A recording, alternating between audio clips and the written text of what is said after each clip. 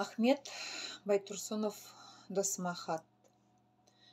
Қырағы қия жазбасын қармай, қажымас қашық жолға тұлпармай, үйілген өлкесіні өрге сүйреп, шығармақ қыр басына іңкәрмай.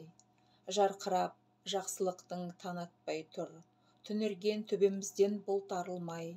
Көк етті, көн терілі, көніп қалған, сықса да шыдай беру жұрт жарылмай. Кім біліп, ер еңбегін сезіп жатыр, кім шыдап, жолдастыққа төзіп жатыр. Сасық ми, салқын жүрек санасыздар, алаңсыз ақ малтасын езіп жатыр. Сынайтын жақсы менен жаманды өлшеп, құлдықтың қолдарында кезі жатыр. Кешегі кеңшілікте керек қылған, бостандық болмаған соң безіп жатыр. Айтқанмен таусылар ма оның мұны, талайдың таңдамалы түпкі сыры. Жанысқан шын көңілмен жақындық аз, көбінің іші салқын, сыртақ жылы.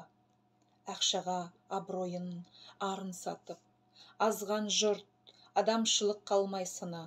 Жаны ашып, жақын үшін қайғырар ма? Жаны мал, жақыны мал, малдың құлы.